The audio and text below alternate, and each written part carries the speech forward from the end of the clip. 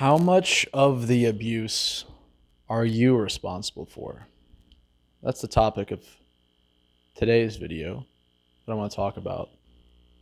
Again, another thought experiment that might be a little bit all over the place, but if you were a victim of narcissistic abuse, and let's say you were codependent, and to the degree that you allowed that person to hurt you without knowing that it was actually essentially malevolence and somebody who feigned empathy, never had actual empathy. And whether knowing or unknowing, you wanted to change that person. Right? This is what I'm thinking about. Okay, let me start over. They say with insurance, if you not insurance, whatever, yeah, you're driving a car. A lot of insurance companies, and I like this metaphor. Just by being on the road, you're at 10% fault. You are on the road, just like a relationship. I like that metaphor. You're in a relationship. If someone cut your toe off, I don't know, maybe a bad example. I don't know, but you're there's something in them you liked, right? And this is essentially the paradox of toxic relationships, eroticized love, trauma bond, all this stuff. The brighter the flame, the shorter the whatever.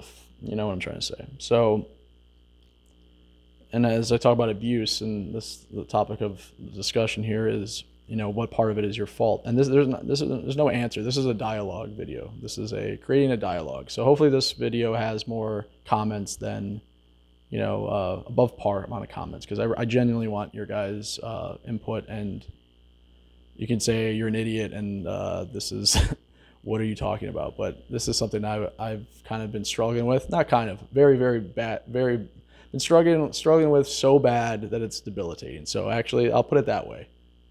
Help me out.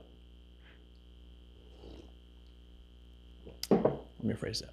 If you'd help me out, I'd appreciate it. See, I'm the asshole. It's been revealed. Anyway, so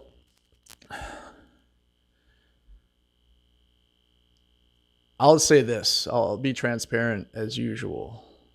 As transparent as I can be about this, to the extent that I don't have blinders on. That's kind of like the point of the video is like, so I was raised as the punching bag and scapegoat, and lots of abuse, lots of chaos, lots of gaslighting, and so it's chaos. And so of course that's very familiar, and the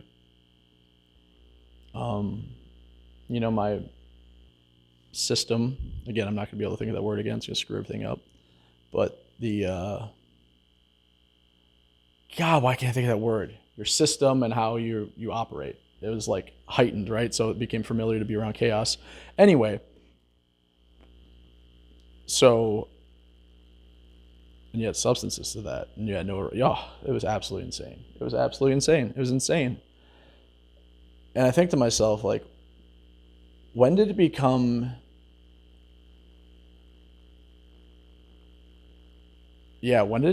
like my fault? When does it become the victim's fault? When does it become the abuse become your fault? Where is the difference? And I don't think there's an answer to this, but again, this is why I'm making the video, is like, and then that's a whole nother thing, is like, it's crazy, man. It's like,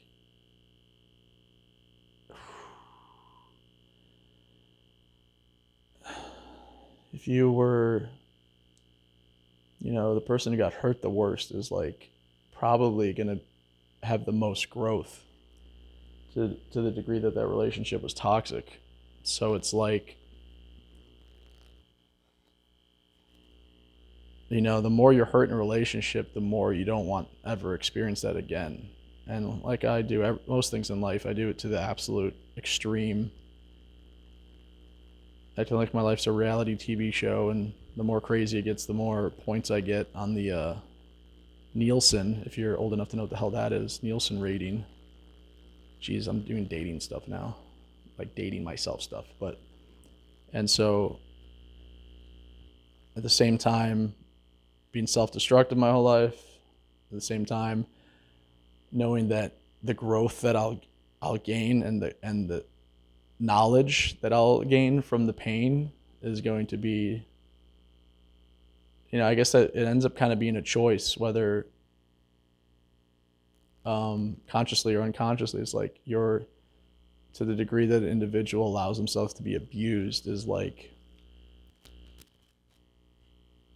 a choice someone's making in their future self, for their future self. This is, again, I realize the stuff I talk about sometimes either comes off preachy or know-it-all or like completely insane, but like I'm just being real. This is how I think, and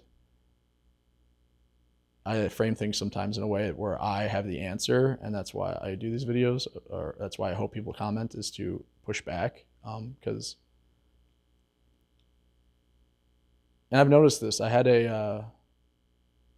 don't want to pigeonhole anyone, but I also like to generalize to the degree to find answers and consistencies in the world. So having said that, I wonder why, like for me and for example, my sister, I don't talk to any of my family, but for example, my sister and I have a trait that I've never seen in anyone else really, like to the degree that we have. And the people that I have seen this trait is people that have similar families. So I'll say the trait being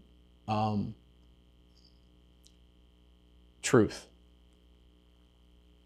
I don't care if, like, I got in trouble at a job once.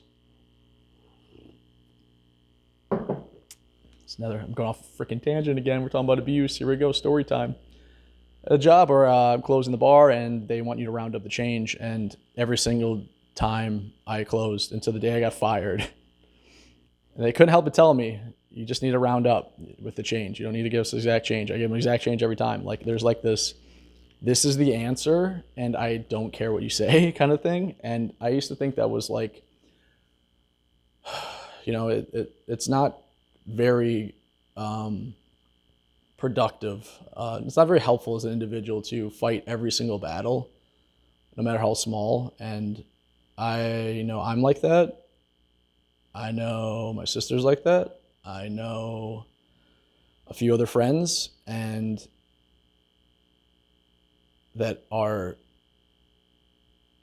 extremely passionate about truth. And I think that's what led a lot of my mental illness and like losing my shit, because I didn't know the world anymore. Like, how do you, if you are gaslit by society? This is essentially what the common denominator is of these people. George Carlin, narcissistic mothers. Narcissistic mothers, when the nurturing is replaced with gaslighting and insults and never taking accountability and changing reality so that they're always right. And that's what I noticed. A narcissistic mother will knock you on your ass as a person, as far as it's almost like a Spartan. Like, you'd be like a Spartan, whatever type deal. It's like you're either going to be tough as nails and push back against this thing called society and create your own world, or you're going to not make it. And I know a lot of people haven't made it. That's a pretty brutal way to be up.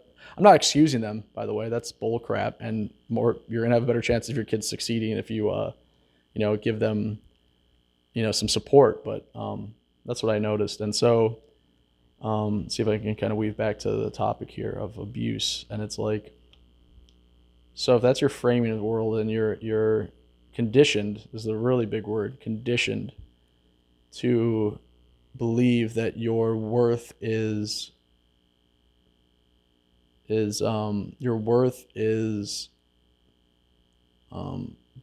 based on pain and sacrifice, then it's like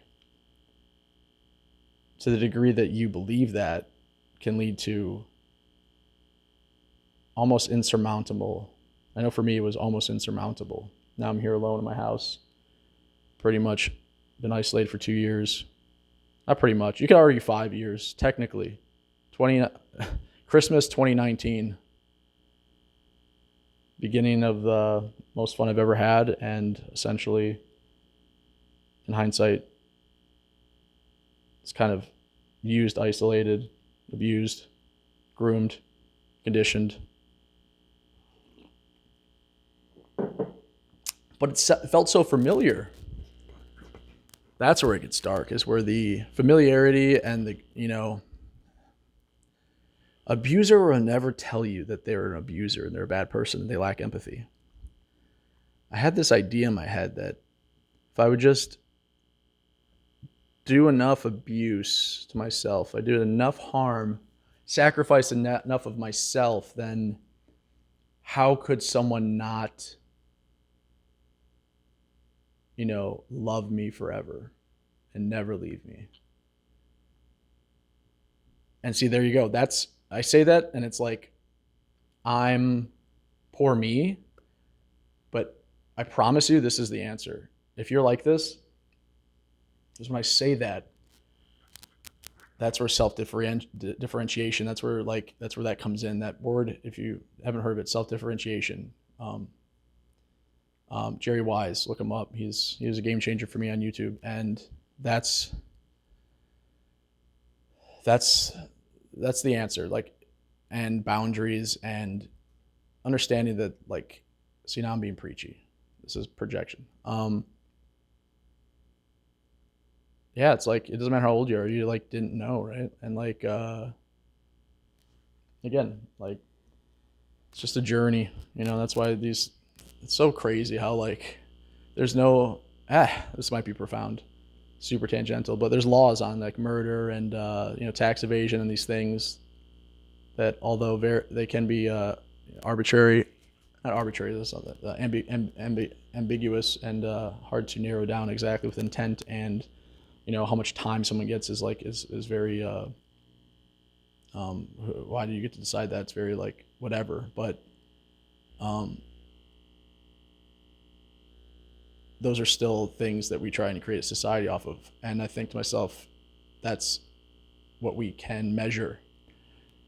The emotional abuse is something we can't measure, and I think everyone who's been through it knows that it's infinitely more painful than any physical abuse. Obviously, you can have physical abuse with emotional abuse, and you often do, but it's almost like the wounds not being seen make them hurt more, because to the degree that their internal wounds can be used by the abuser to further gaslight everyone as well as yourself, to make you believe that they don't exist and you're crazy. And so I guess that's the point, I'm going to really try and weave back when I was talking about being a victim. That is the worst, no matter what in life, no matter what. And it's hard, especially when you, like me, my whole thing was stay hard, David Goggins, don't be a victim, can't hurt me.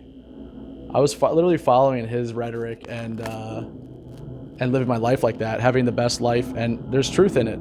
Freaking plane. There's truth in it, of course, but there's a masochistic level, and I think Goggins actually is missing one point to that. There's one piece he's missing, and I've only heard him be stumped once on one podcast when someone said, "Can't that make you cold?" And he didn't really know what to say, and it was kind of sad to see that. And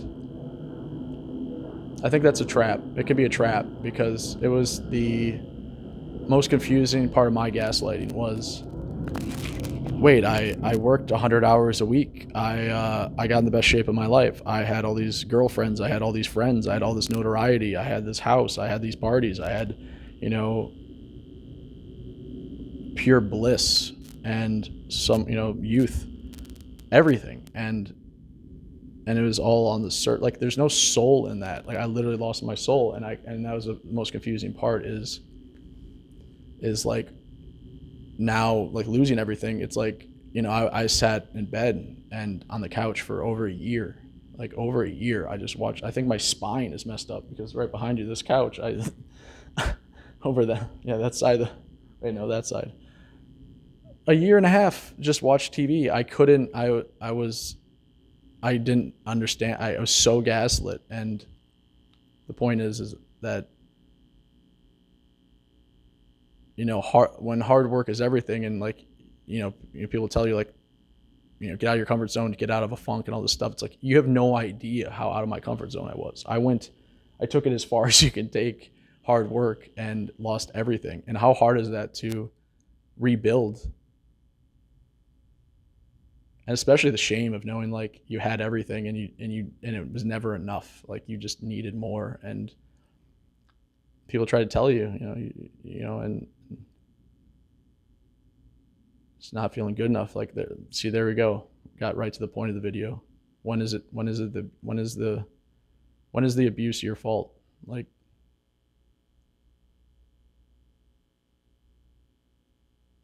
it's like right there. That was my fault. So not seeing the what you have, not being grateful, and yeah. So that was the most gaslighting part for me, was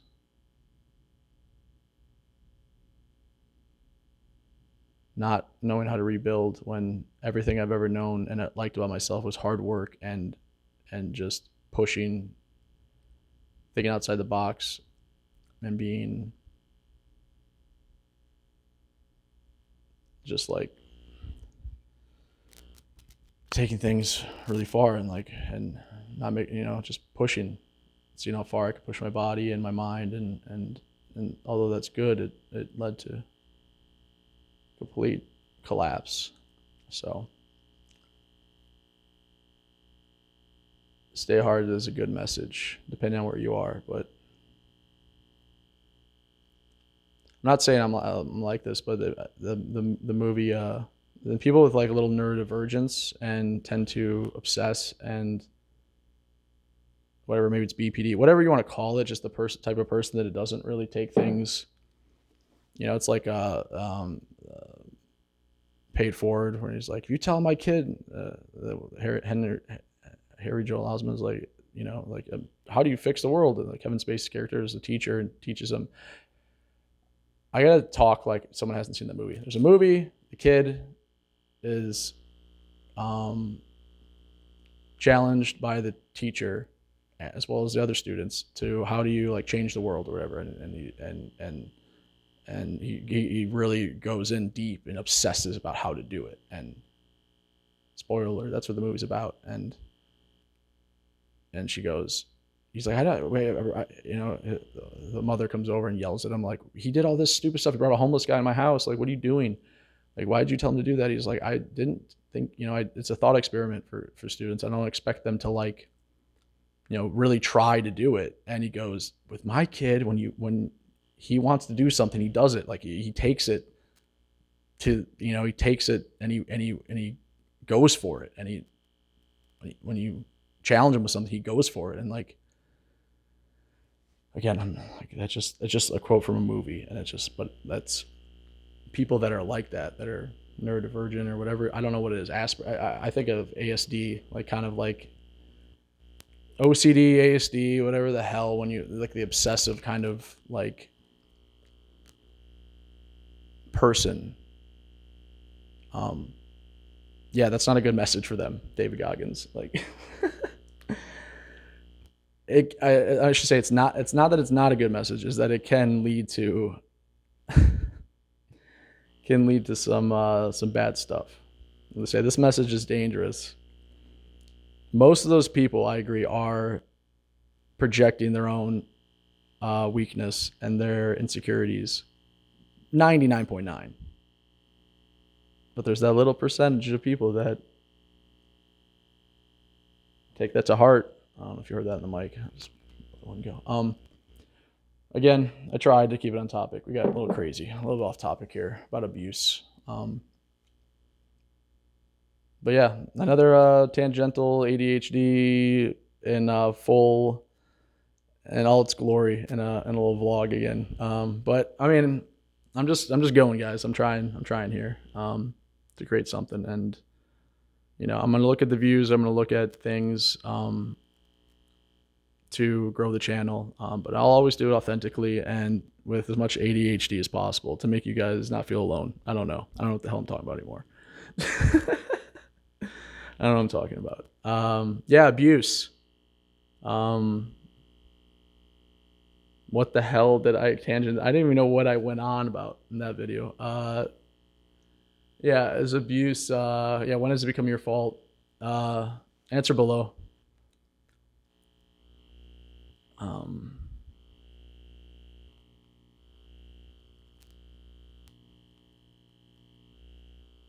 and when does being a victim? When is it ever okay to acknowledge being a victim? Is it ever okay to acknowledge being a victim as a man? Here's a blanket statement I'll make real quick.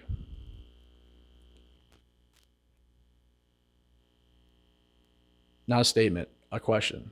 A blanket, general question.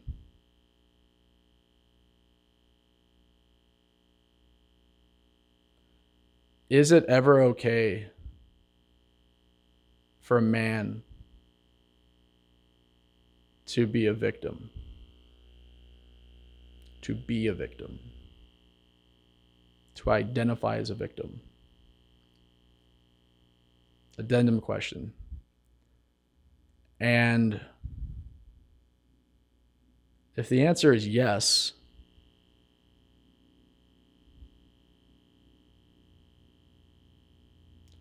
why